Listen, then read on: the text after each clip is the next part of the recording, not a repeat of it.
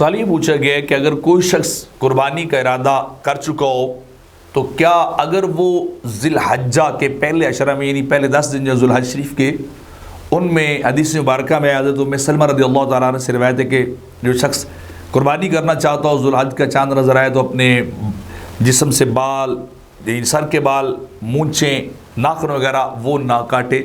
تو کیا اگر وہ شخص ایسا کر لے تو قربانی اس کی ہو گئی یا نہیں؟ تو جواباً عرض یہ ہے کہ یہ بالوں کا نہ کاٹنا، مونچھوں کا نہ ترچھوانا یا ناخن نہ کاٹنا وغیرہ یہ ایک مستحب عمل ہے، اس سے زیادہ اس کا درجہ نہیں ہے. یعنی یہ حدیث مبارکہ سے ثابت ہے، آقا علیہ السلام نے فرمایا ہے کہ جب ذی الحجہ کا پہلا عشرہ شروع ہو جائے تم میں سے اگر کسی کا قربانی کرنے کا ارادہ ہو تو اپنے بال ناخن یا خال کا کچھ حصہ بھی نہ کاٹے جب تک کہ وہ قربانی نہ کر لے. تو یہ مستحب عمل ہے، نہ کرے بہت زیادہ بہتر ہے، اللہ اسے ثواب عطا فرمائے گا.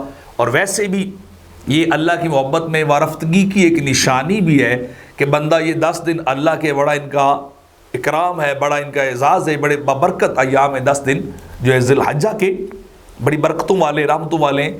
تو بندے کو گویا اپنی جسم اور اپنی ذات کی بھی کوئی فکر نہیں، اتنا وہ اللہ کی محبت اور اس کی جو ہے پیار میں گم ہے، یا وہ حجاج کے ساتھ مشابہت کو اختیار کر لیتا ہے. یعنی یہ دن ہی ایسے ہیں جو اللہ کے لیے خاص ہیں.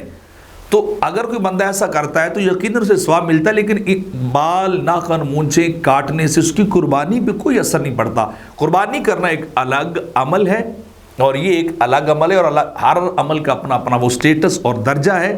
یہ کریں گے تو آپ کو اس کا بھی ثواب ملے گا، اگر نہیں کوئی کرتا تو اس کو کوئی گناہ وغیرہ نہیں ہے. بلکہ فقہاء نے تو یہ بھی لکھا ہے کہ اگر کسی شخص کے بغلوں کے بال یا زیر ناف بال وغیرہ جو ہیں ان کو 40 دن ہو جائیں تو اس کے لیے ضروری ہے کہ وہ اس مدت سے آگے نہ جائے. وہ عشرہ ذی الحجہ کے اندر بھی اپنے ناخن مونچھ یا اپنے زیر ناف بالوں کو صاف کر سکتا ہے.